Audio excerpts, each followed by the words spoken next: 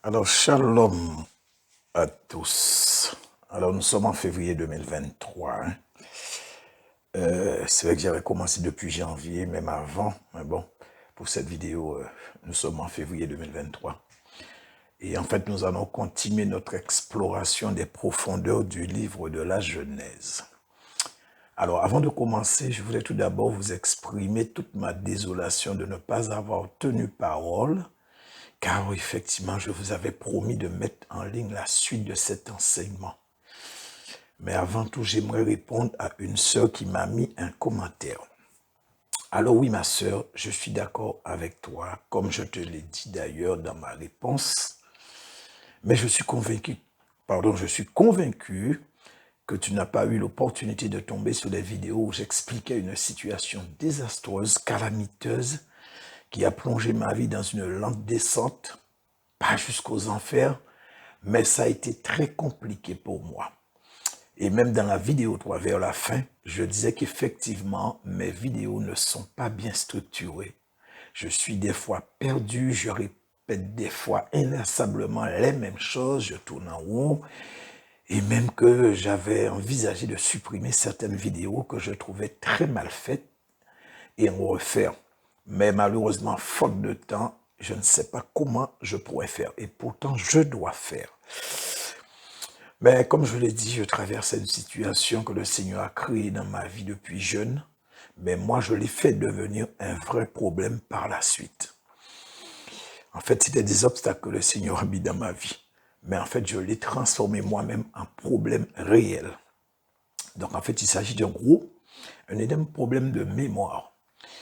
Et donc, ça va faire un très long moment que ça dure. Et en fait, je me suis beaucoup plaint au Seigneur parce que sans mémoire, j'avoue que c'est très difficile, extrêmement difficile, hyper difficile pour moi.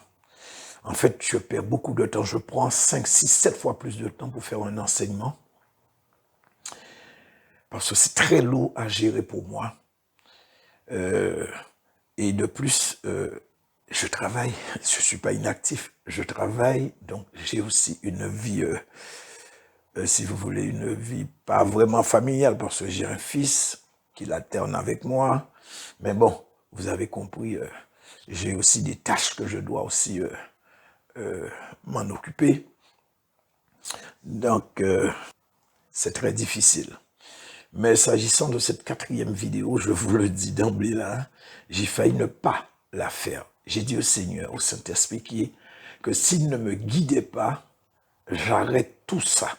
J'arrête tout parce que ça devenait très compliqué pour moi. Alors donc, pour ce qui est de la compréhension du sujet que je traite, que nous sommes en train de traiter, de voir, quand je lis, je comprends pas mal. Je comprends pas tout, mais je comprends quand même une partie. Et en fait, j'ai envie de vous donner un bon enseignement avec des choses profondes.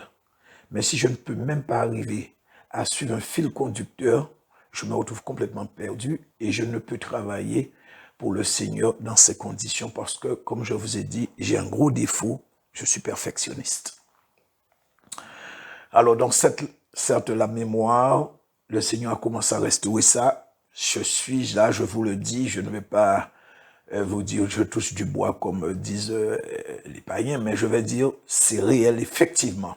Mais ce n'est pas encore ça. C'est même très loin du minimum, surtout pour faire ce type d'enseignement. Je vous dis que cet enseignement est très compliqué, très complexe et très profond. D'ailleurs, vous allez voir. Vous avez vu que j'ai commencé, nous sommes sur cette vidéo, c'est la 4e, je crois, ouais. Je crois que c'est la 4e, il me semble, ouais. Et tout comme je vous avais dit, pour le 666, j'en avais bavé. Et là, c'est la même chose, mais là, c'est encore plus pire pour moi. Je bave encore plus. Mais vous savez, dans tout ça, l'ennemi a besoin de me faire quoi? Le contre, que non, le Seigneur n'est pas en train de restaurer ma mémoire, quoi. Mais en tout cas, moi, je continue à croire que le Seigneur fait pour ne pas tomber dans le doute. Et je réitère ce que j'ai dit plusieurs fois, s'il vous plaît, frères et sœurs, priez pour moi afin que le Seigneur, par son Saint-Esprit, puisse me donner la confiance et l'assurance que j'ai besoin, car elles me font cruellement défaut également, et qu'il continue aussi à augmenter la capacité de ma mémoire et que je ne me sente pas perdu à chaque fois que je veux faire un bon enseignement. Parce qu'en fait, comme je vous ai dit, je ne travaille pas pour de l'argent, je travaille pour vous, frères et sœurs. J'essaie de donner mon maximum afin de vous donner des choses que vous n'avez jamais entendues, des trucs qui sont nouveaux, quoi, des choses que vous n'allez pas rencontrer quand vous irez sur YouTube ou des trucs de ce genre, quoi. Vous voyez les titres, le type d'enseignement que je fais, ce sont des choses qui sont nouvelles, entre guillemets, quoi, puisque vous ne trouvez pas ça sur le net. Donc, j'essaie de vous donner le meilleur que je puisse, quoi. Sinon, oui, ma sœur, tu as vu juste, je suis très, très, très combattu et à tous les niveaux. Je le dis à tous les niveaux. Donc, ça veut dire que effectivement, mes enseignements dérangent. Et alors oui, ne serait-ce que l'enseignement que j'ai fait qui a pour titre « Comment démasquer les vrais enfants du Satan dans l'Église ?» Eh bien, j'ai regardé le nombre de vues en moins de... Je peux vous dire... Non. Alors, oui, j'ai regardé le nombre de vues, mais je me suis rendu compte qu'il n'y avait que 70 vues sur un mois de parution.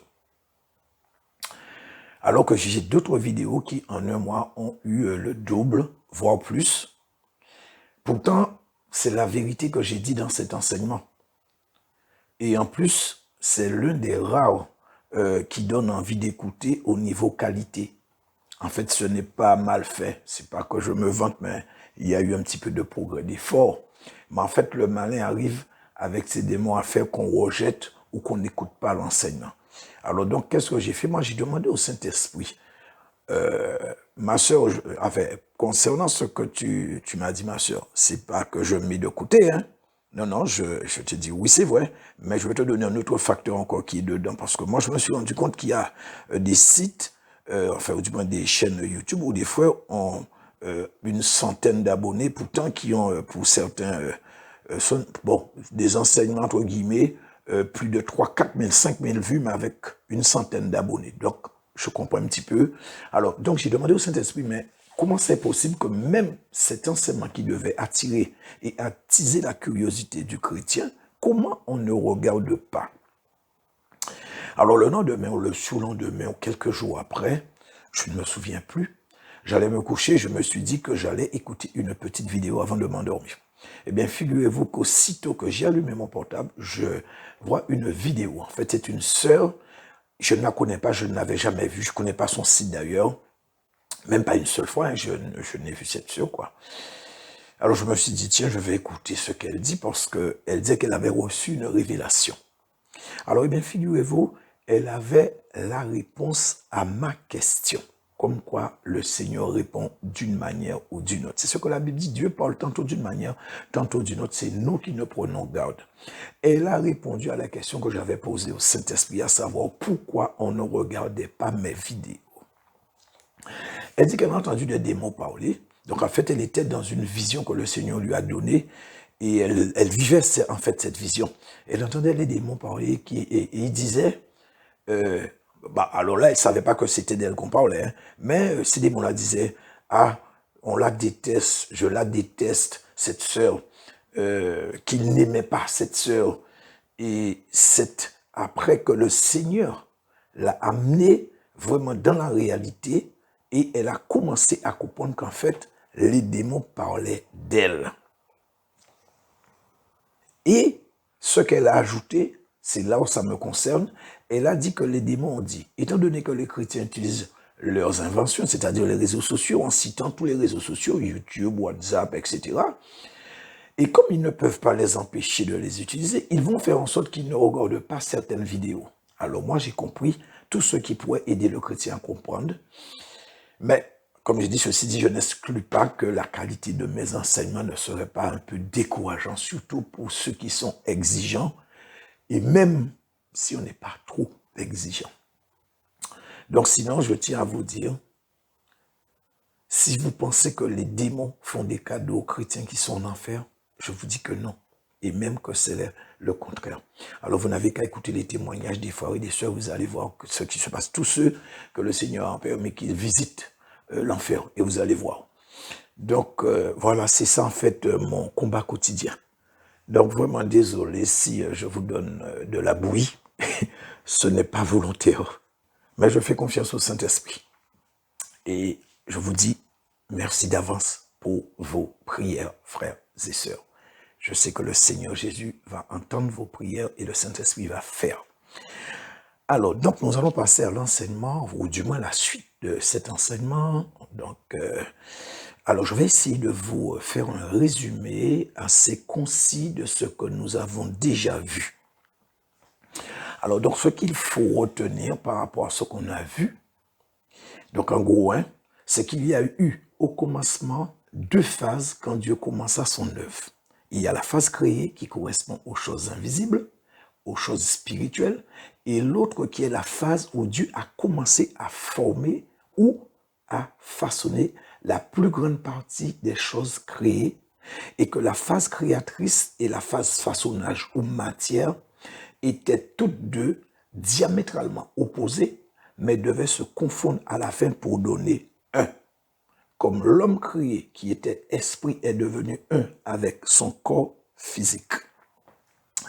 Ensuite, que Genèse 1.1 n'est ni plus ni moins qu'un résumé, un concentré sur toute l'œuvre créatrice de Dieu. Donc tout est dit dans ce verset, il n'y avait rien, absolument rien, le vide absolu, et Dieu créa tout. Un résumé sur toute la création, tout est renfermé dans ce petit verset, les galaxies, les planètes et autres astres ou corps célestes, la terre, les anges, les animaux, les végétaux, les arbres fruitiers, le premier homme et la première femme en tant qu'être esprit, avec leurs descendants jusqu'au dernier enfant engendré dans la phase de la création, même s'il n'a pas encore fait son passage sur terre alors que nous sommes en 2023. Et ceci jusqu'à ce qu'il naîtra sur terre. Donc, en gros, c'est ce que j'avais dit pour résumer un petit peu les vidéos précédentes. Donc là, je vais par la suite détailler un peu les versets des 2 premiers chapitres de Genèse, afin de vous faire voir en détail et confirmer, bien que pour ma part c'est assez clair pour vous désormais, qu'il y a bel et bien les 2 natures, ou les 2 phases, si vous préférez, dans l'œuvre de Dieu. Et ça va vous permettre aussi de voir qu'effectivement le déroulement des 2 phases ne se sont pas passés de la même manière ou encore dans le même ordre. Donc, si vous voulez, suivant le même schéma, et que même certains faits qui sont relatés dans Genèse vont défier certaines vérités établies, prouvées et approuvées scientifiquement. Mais c'est évident, ce sera essentiellement et exclusivement dans le domaine éthéré ou invisible. En gros, ce que les scientifiques, même eux avec toute leur science, eux qui ont une connaissance assez avancée de la façon dont la nature se développe, respectent un ordre établi et que certains processus ou lois physiques basiques ne trouveront pas leur marque en suivant le déroulement des choses créées, car il n'y a aucune logique humaine dedans selon leur esprit rationnel ou cartésien. Et pour ma part, ça aurait dû alerter les enseignants de la Bible, car des enseignants, il y en a. Il y a beaucoup de vidéos en ligne, mais tous, je vous dis tous, bon, en tout cas par rapport à ce que moi, j'ai déjà vu, écoutez, il faut dire que au début j'en ai écouté, je ne me souviens même pas de ce que j'ai écouté, mais bon, je ne sais ce que quand j'ai l'occasion où ça passe, j'entends, ça dit toujours les mêmes choses, donc ça n'a rien à voir avec ce que nous avons déjà vu et ce que nous allons voir. En tout cas, ça ne pourra que confirmer une fois de plus que ceux qui continuent de prêcher et d'enseigner sur le début de la Genèse, c'est-à-dire les quelques chapitres que nous sommes en train de voir, se sont effectivement trompés en mélangeant les 2 premiers chapitres, comme je vous l'ai déjà dit d'ailleurs, et faire croire qu'il s'agit des mêmes choses, d'une même réalité, et qu'il n'y a qu'une seule et unique nature dans ces 2 premiers chapitres, en excluant de facto la phase éthérée ou invisible. Et même moi, effectivement, il n'y a même pas 3 ou 4 jours, j'ai écouté une prophétie qu'un pasteur, non, enfin, il était prophète, il a dit qu'il est prophète, qu'il donnait, et il a parlé justement du livre de la Genèse. Alors moi, j'ai dit, tiens, je vais écouter ce qu'il dit. Eh bien, frères et sœurs, je suis désolé. Eh bien, il a dit les mêmes choses que vous entendez, que j'entends. C'est-à-dire, mélanger les deux, faire des deux une seule chose, mais sans tenir compte de la phase ou de la nature éthérée ou spirituelle ou invisible. Ah, pardon, j'ai dit spirituel, pardon. Spirituel ou invisible. Et là, je peux vous dire sans embâche que c'est à proscrire, car totalement erroné. Et vu qu'on en a parlé déjà dans la vidéo 3, je pense que vous avez déjà fait corps avec et que ça devient de plus en plus une évidence, une réalité pour vous et que vous commencez à comprendre que c'est beaucoup plus profond que ce qu'on a essayé de vous faire croire et que pour ma part, il serait bon d'être sage en privilégiant la vérité. En tout cas, ce qui vous paraît conforme à ce qui est écrit dans la Bible, en abandonnant par exemple ce qui est interprétation, théologie ou du domaine du rationnel et qui se heurte aux vérités bibliques établies dans la parole de Dieu. Car ce genre d'enseignement est complètement à côté de la réalité des œuvres de Dieu. En d'autres termes, frères et sœurs, on vous induit en erreur. Alors, attention, je ne critique pas, je ne juge pas, mais je vous dis ce que j'ai constaté afin que vous puissiez faire la différence. Alors, ceci dit, nous ne pouvons écarter cette réalité sous prétexte que ça n'entre pas dans les standards et normes de ce que la science ou certains serviteurs auraient imposé dans les assemblées. Maintenant, je vais vous dire dans quelle situation que l'Église corps de Christ est en ce moment à cause de ces interprétations à la sauce théologienne. Donc, je vous prends un exemple. Et d'ailleurs, j'ai fait un enseignement dessus. Alors, si vous voulez, c'est la même chose qu'avec le retour du Seigneur. Genèse chapitre 1 et 2, c'est la même chose. Donc, quand on parle du retour du Seigneur, on fait le même amalgame, tout est amalgamé entre Genèse 1 et 2 et quand on parle du retour du Seigneur. Pardon. Alors, le retour du Seigneur et l'enlèvement de l'Église sont deux choses, mais je vous dis bien distinctes, qui n'ont, enfin, je ne veux pas dire qu'ils n'ont, oui, en fait, entre guillemets, ça n'a rien en commun. En fait, on a amalgamé le retour du Seigneur et l'enlèvement de l'Église. Mais ce sont, entre guillemets, deux choses opposées quand même. Ça n'a rien à voir l'un par rapport à l'autre. Alors, je sais que certains disent en eux-mêmes que ce n'est pas le sujet. Oui, ok, je suis d'accord. Mais j'essaie juste de vous faire comprendre et rentrer dans cette réalité afin que les choses soient établies et qu'une prise de conscience se réalise. Et il est vrai que ce n'est pas moi qui pourra faire ça, car je n'ai ni le pouvoir, ni la capacité, ni la prétention, et encore moins une autorité quelconque pour ce genre de choses. Ça, c'est l'œuvre du Saint-Esprit. Mais au moins que vous puissiez rentrer en vous-même et vous dire qu'il est temps que la vérité biblique, la vraie, celle qui est restée cachée si longtemps, jaillisse, soit établie. Il y a beaucoup de versets bibliques qui parlent d'arrivée d'eau, d'irrigation dans certains déserts, etc. Vous pensez qu'il s'agisse que d'un phénomène météorologique ou physique? Eh bien, je vous dis que non, frères et sœurs. Les vérités bibliques vont exploser. Et ceux qui n'en veulent pas, eh bien, tant pis pour eux. Qu'est-ce que vous voulez que je vous dise d'autre? Ces eaux qui vont irriguer ces déserts, moi, ce que je comprends, oui, ça physiquement, effectivement, je ne disconviens pas. Mais, frères et sœurs, vous devez aussi comprendre dans le sens spirituel qu'il y a la grosse partie de l'Église, enfin des frères et sœurs, bon nombre, ils sont comme un désert parce qu'en fait, on a fait de la Bible une lettre morte. On reste à la surface, on ne gratte pas. On ne va pas en profondeur. On aurait dit que des fois, on a peur d'aller en profondeur. Et donc, ce qui fait que le chrétien se retrouve comme un désert. Et donc, le chrétien a besoin de cette eau vive. Donc, faire en sorte que la Bible, la parole de Dieu, devienne une parole vivante et non un truc mort.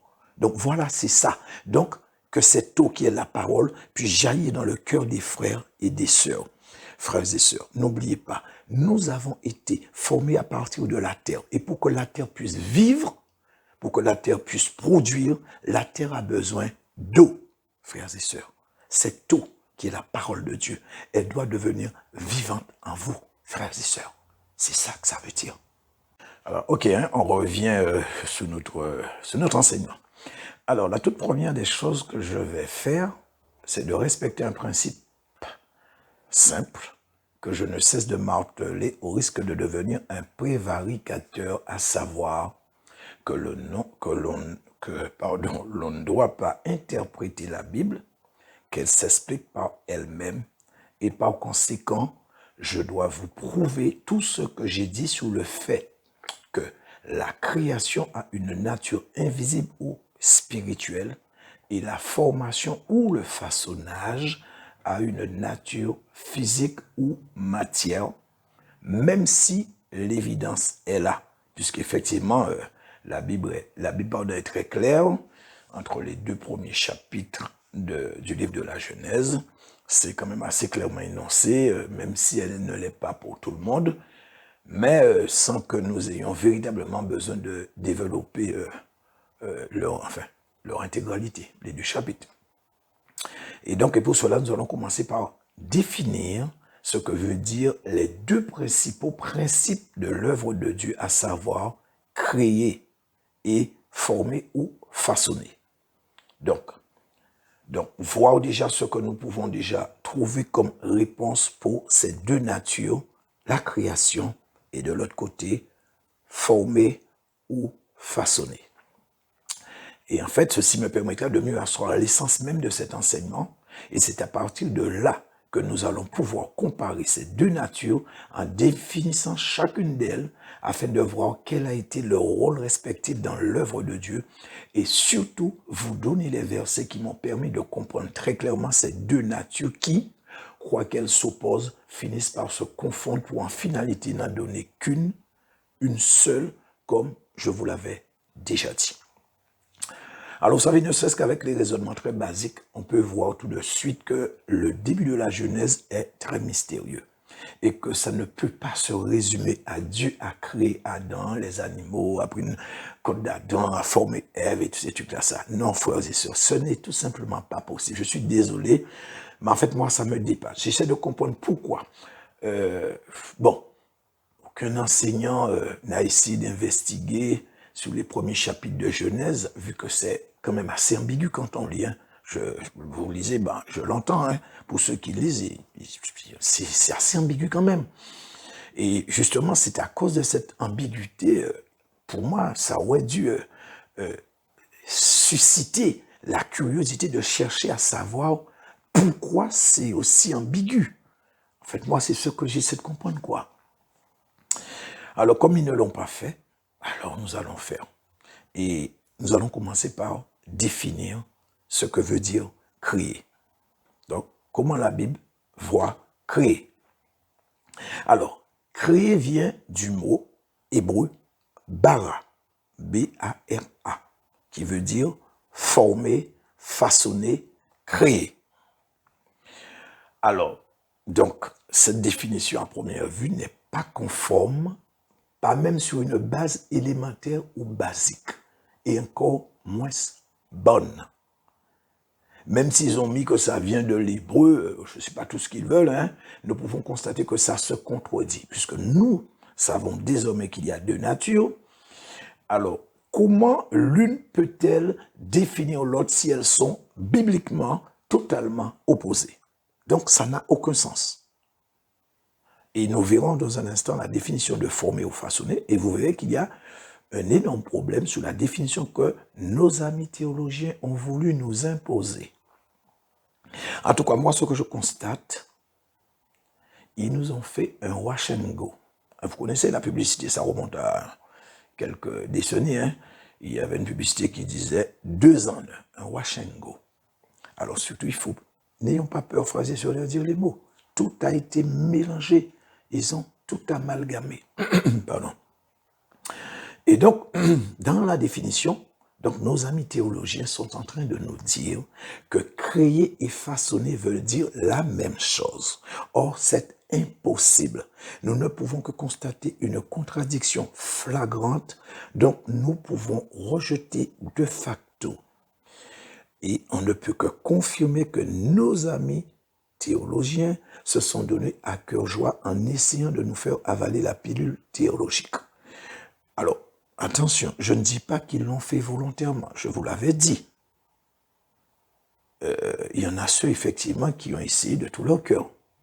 Mais il y a une chose, nous sommes obligés de constater que le résultat est tout sauf bon. On ne peut malheureusement qu'avoir ce regret amer de le constater que maintenant. Donc ça, c'était pour la définition biblique du mot « créer ». Alors, nous allons voir la définition du dictionnaire. Alors, qu'est-ce que le dico nous dit? Alors, le dico nous dit que créer, c'est action de créer, de tirer du néant, faire venir à l'existence ce qui n'existe pas. Ça, c'est la définition du dictionnaire. Et elle est de loin, même de très loin, meilleure que celle qu'ont donnée nos amis les théologiens dans Genèse. Faire venir du néant, de rien, les choses. Amener à l'existence ce qui n'existe pas, mon frère, ma sœur. Et aussi, je puis vous dire également, je préfère de très loin cette définition que celle de nos amis théologiens. Sauf que, selon la Bible et ma compréhension, elle est effectivement bonne, c'est vrai, mais incomplète. Elle n'est pas complète du tout. Et donc, nous allons, avant de développer et comprendre réellement ce que dit la Bible sur la compréhension de la création, nous allons voir, comme je vous ai dit tout à l'heure là, avant, la définition de former ou façonner. Alors, former. Alors, on nous dit que former vient de l'hébreu, donc toujours de la Bible par rapport à Genèse. Former vient de l'hébreu yatzar. Alors, désolé si je ne prononce pas bien. Y-A-T-S-A-R. Yatzar, et veut dire former, façonner, structurer. Donc, soit donner une forme à ce qui existe déjà. Et le dictionnaire maintenant nous dit, donc ce que nous venons de voir c'est selon la Bible, par rapport au mot formé de la Bible, là maintenant, par rapport à ce que nous donne le dictionnaire, il nous dit, alors former veut dire façonner quelqu'un, quelque chose, recevoir son existence et sa forme en parlant d'un être, et ça, c'est la définition de former, selon le dictionnaire. Alors, maintenant, façonner égale élaborer un ouvrage par un travail sur la matière. Alors, en fait, j'ai pris les deux mots, former et façonner, parce que peut-être que je vous l'ai dit, oui, je crois que je vous l'ai dit au début, hein, mais si je ne vous l'avais pas dit, en tout cas, je vous le dis. Il y a certaines traductions, nous avons Dieu a formé l'homme de la poussière. Et nous avons dans d'autres traductions, Dieu façonna l'homme de la poussière du sol. Mais comme vous pouvez le constater, c'est la même chose car ces deux mots se confondent dans leur définition pour ne donner qu'une même compréhension. Alors, certains parmi vous l'ont sans doute relevé. Ils ont mis dans la définition de créer que ça voulait dire former et façonner, entre autres. Mais, dans la définition de former, ils n'ont pas fait mention de créer du tout. On aurait dit qu'ils étaient un petit peu embarrassés. En tout cas, moi, c'est ce que j'essaie de comprendre. Alors, comme vous pouvez le constater, hein, en aucune façon, la définition de créer selon le mot hébreu bara ne peut tenir. Car par définition, le mot yatzar, qui veut dire former, façonner, prouve une fois de plus que nos amis, les théologiens, ont tout mélangé. Et là, avec ça, on est complètement à côté quand on lit la Bible et qu'on se réfère uniquement à la définition par rapport au mot hébreu, soi-disant tiré de la Bible, et qu'ils ont eux-mêmes donné une définition, non, on va dire, selon le dictionnaire, mais selon la compréhension théologique qu'ils avaient. Oui, puisque ça remonte à... Quand ils ont commencé les traductions, c'est à l'époque de la Réforme, il y a eu plusieurs, dans les 500 ans à peu près. Donc voilà là où on en est, frères et sœurs. ce que vous devez comprendre, en aucune façon, frères et sœurs, on ne peut former, façonner ou structurer si nous n'avons pas sous nos mains quelque chose qui existe déjà. Parce que c'est à partir de quelque chose qui existe déjà que ce soit ce que vous voulez utiliser pour former, ce que vous voulez former ou structurer ou façonner, ou la chose finale que vous voulez donner une forme, c'est indéniable, ce qui sera utilisé ou ce que vous voulez donner une forme, donc dans le travail final, doit impérativement exister au préalable. Et vous voyez, et même le dico confirme ce que je vous dis, parce qu'il dit former, élaborer un ouvrage par un travail sur la matière. Donc il faut que la matière puisse exister avant de pouvoir former. Là, c'est clair. La matière doit exister avant de donner la forme à quelque chose. Donc, on voit que ça tranche très nettement avec créer. Autrement, on n'est plus dans le domaine de former, mon frère, ma soeur. On sort complètement dans le domaine de former. Or, c'est former que nous sommes en train de voir. Donc, nous devons rester dans cette phase, dans cette nature. Donc, vous voyez, ce sont deux choses, deux conceptions bien distinctes, totalement différentes, l'une par rapport à l'autre. C'est l'opposé. Donc, vous voyez, au risque de me répéter, je suis désolé, mais ces deux termes n'ont rien en commun. Créer, cela veut dire que la chose n'a jamais existé. Former, elle existe déjà. Mais la chose ne peut prendre forme qu'à partir de quelque chose qui existe déjà. Et comme je vous ai dit, à la fin, ça doit donner un. L'homme esprit et la matière, tout comme Dieu est un. Et Dieu s'est appuyé sur ces deux principes immuables au commencement pour amener à une réalité physique ou matière ce qu'il voulait accomplir pour que son œuvre soit achevée, en tout cas s'agissant de l'être homme. Donc, frères et sœurs, désolé, je vais répéter encore, Dieu a donné forme ou a façonné ce qu'il a créé, en tout cas une grande partie de ce qu'il a créé, donc une grande partie de ce que nos yeux physiques, nos yeux de chair, en tant qu'être humain, voient tous les jours. Donc, c'est-à-dire ce petit être qui va venir au monde, à partir du moment que sa capacité intello lui permet de prendre conscience de la réalité physique ou matière dans laquelle il vit, soit quand il commence à comprendre, à être conscient de cette réalité que Dieu veut que nous puissions voir et vivre.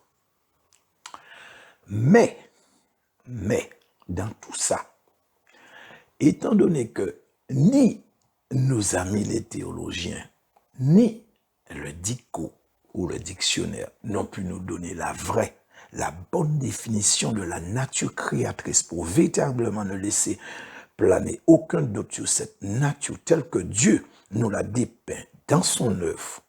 Donc, dans le chapitre 1 du livre de la Genèse, alors nous irons la chercher directement dans la Bible. Et c'est dans le Nouveau Testament que Paul nous la donne. Et vous allez voir que ça n'a rien à voir avec ce que nous avons lu, enfin en tout cas, ne serait-ce que pour la définition du mot bara. Et pour cela, nous allons lire ce que Paul dit dans son épître aux Hébreux. Alors, il nous a dit, c'est par la foi que nous reconnaissons que le monde a été formé par la parole de Dieu, en sorte que ce qu'on voit n'a pas été fait de choses visibles. Voilà ce que Paul dit dans la lettre des Hébreux, dans son épître qu'il a envoyé pour les Hébreux. C'est par la foi que nous reconnaissons que le monde a été formé par la parole de Dieu, en sorte que ce qu'on voit n'a pas été fait de choses visibles. Alors, certes, il est vrai qu'on ne peut espérer comprendre la définition, ou plus encore, la réalité profonde de la création dans ce verset, si on n'a pas au préalable la perception, la connaissance des deux natures de l'œuvre de Dieu. Alors donc ça c'est totalement à exclure. Celui qui lit pour lire ne pourra pas comprendre, parce que ça c'est hors de portée de celui qui n'aura pas n'aura pas compris cette subtilité dans l'œuvre de Dieu des deux natures, des deux phases, donc la création et l'autre phase formée, façonnée.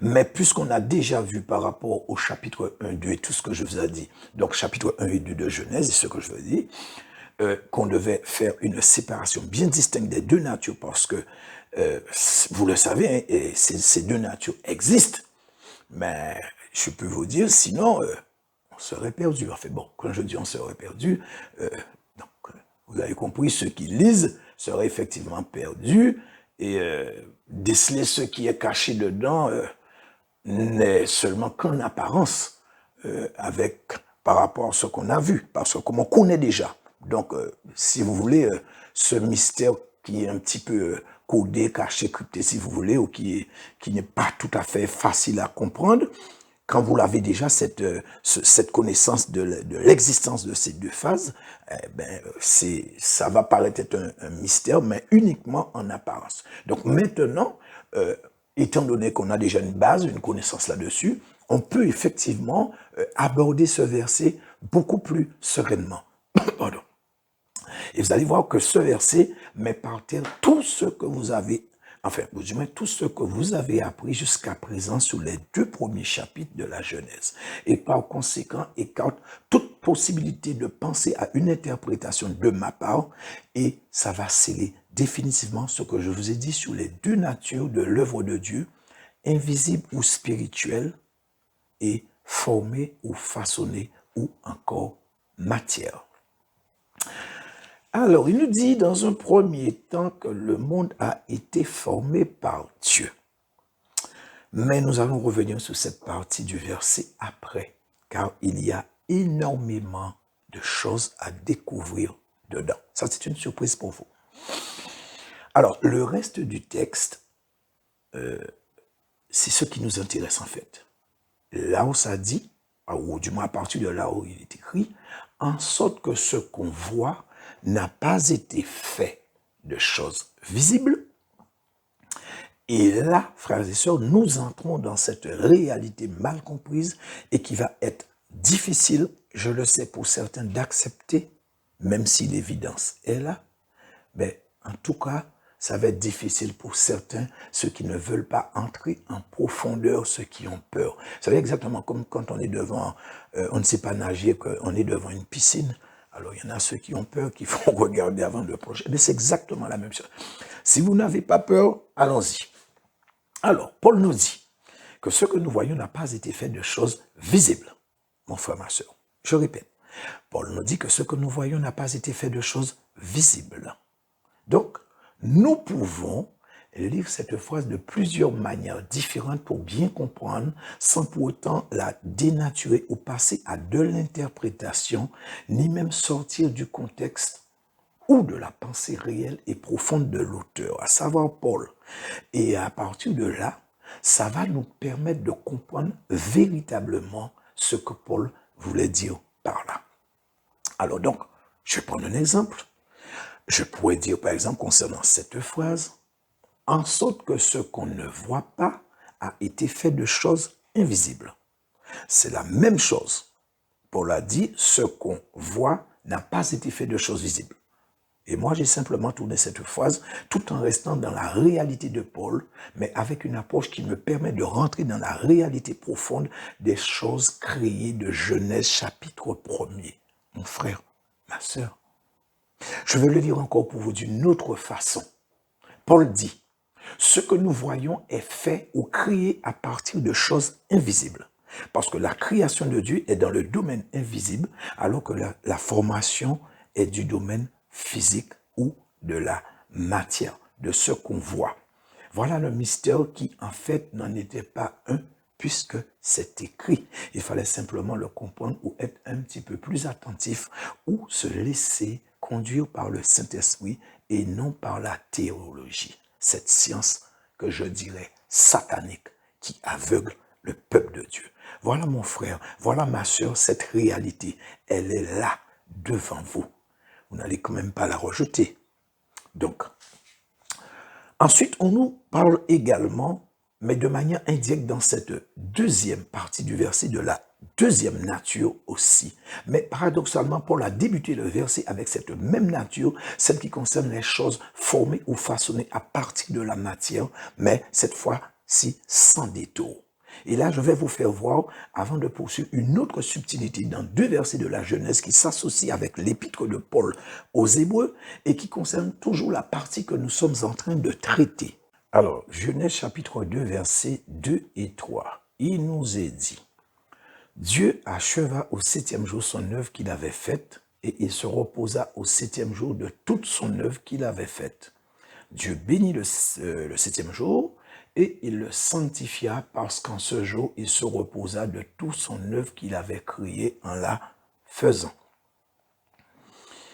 Alors, regardez le nombre de fois qu'on nous répète ou qu'on utilise le verbe faire.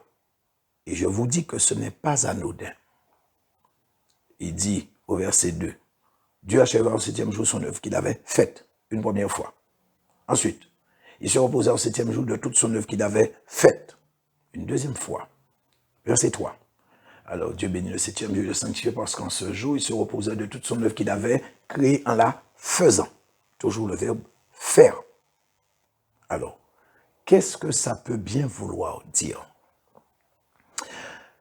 Selon ce que j'ai compris, ça veut dire que Dieu associe le verbe faire avec la création.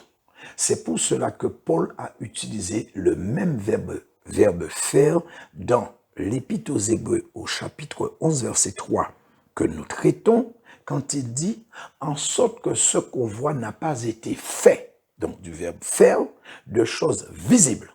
Donc, si vous voulez, c'est un pont entre ces deux versets.